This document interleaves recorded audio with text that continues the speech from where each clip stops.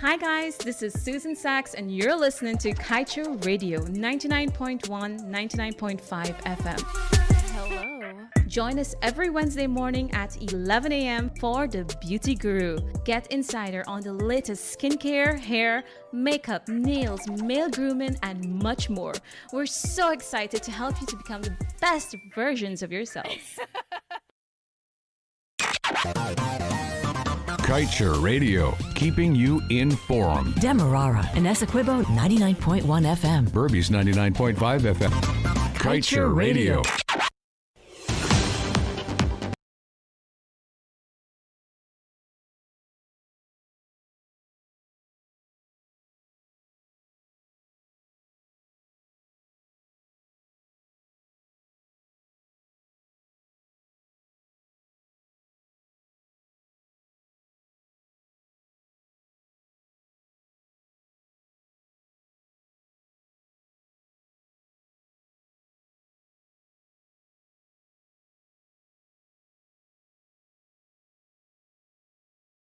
To this evening's newscast. I am Kevin Smith. Before we get to the news in detail, let's get to the front page comment of today's Kaieteur News. Stand up for what is rightfully yours.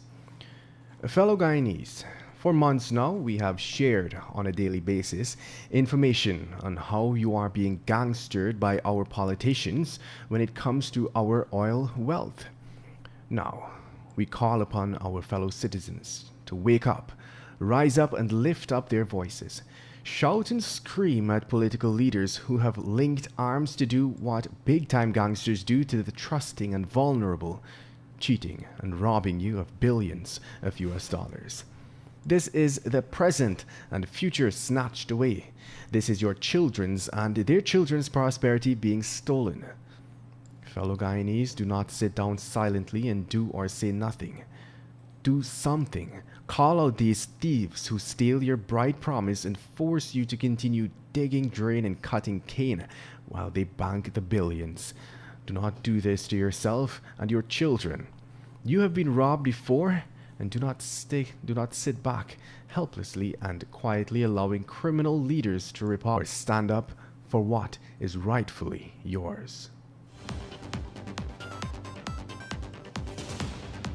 And now for the news in detail. No one in their right mind would want to sell a property for way less than it is worth and allow the buyer to make 1,000,000 times more in profits after selling it again.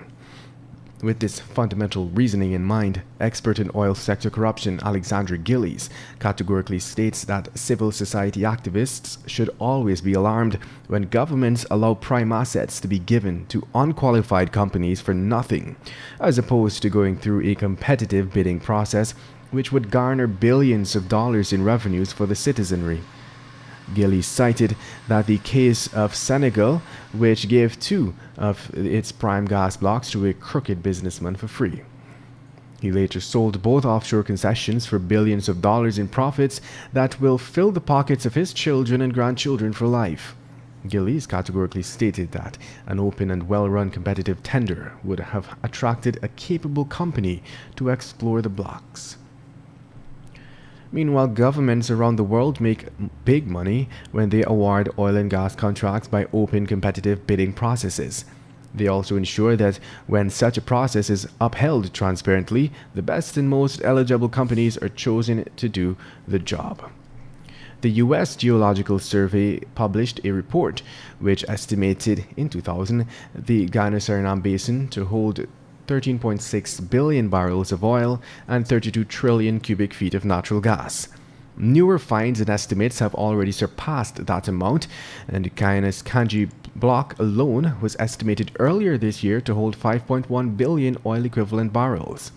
By refusing to wait and take the time to study the basin and develop a foolproof open bidding process, Guyana likely forfeited billions of dollars in upfront revenue.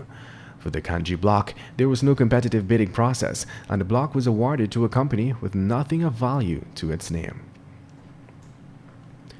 In other news, detectives will soon expect a detailed report from the 5-member regional security system team who provided assistance to investigators with their probe into the gruesome murders of 3 West Coast Berbice teens, an incident that sparked nationwide protest action. Commissioner Nigel Hoppy said that the team concluded their stint and departed Ghana last week.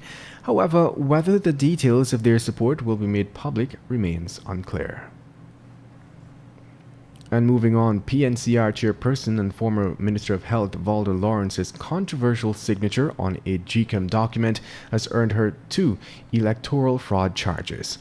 On Tuesday, Lawrence was arrested but later released on station bail when she reported to the CID headquarters. However, yesterday when she reported to CID, she was slapped with 2 conspiracy to commit fraud charges and taken to the Georgetown Magistrates Courts, where the charges were read to her. She was not required to plead to the charges, which alleged that she conspired with others to defraud the people of Ghana. The Chief Magistrate then granted Lawrence bail in sum of $50,000 on each charge, with the condition attached that she reports to the Brickdown Police Station every Friday.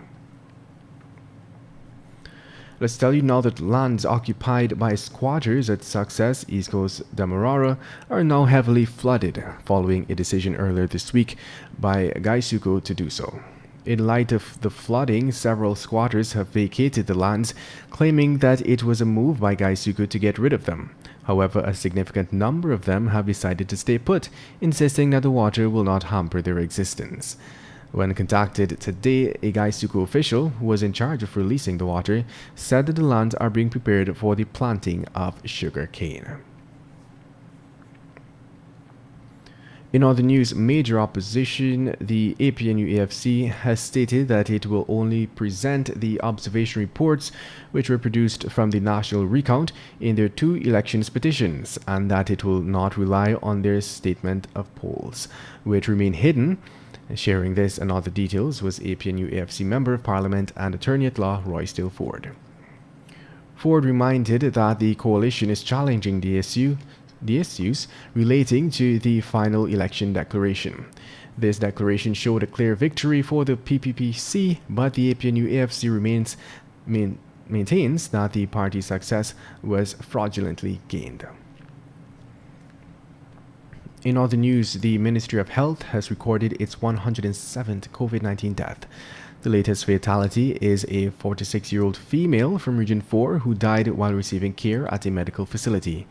The Health Ministry said that contact was made with relatives and other persons to facilitate contact tracing and rapid assistance to everyone who may have been exposed to the now deceased person. In the meantime, the ministry disclosed that a total of 31 new cases of the virus has been revealed.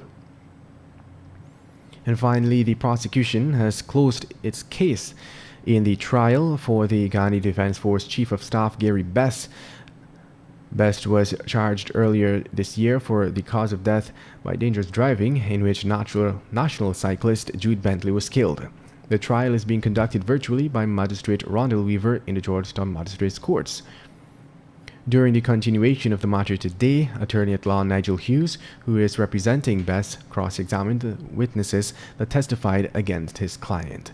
After the witnesses were cross-examined, the prosecution indicated that they would like to close their case. And that brings us to the end of this evening's newscast. I am Kevin Smith. Thank you for listening.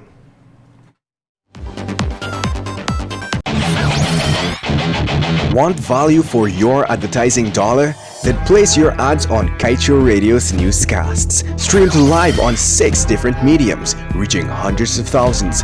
Advertise today and watch your dollar grow. Call us on 225-8465 or 226-8210 today.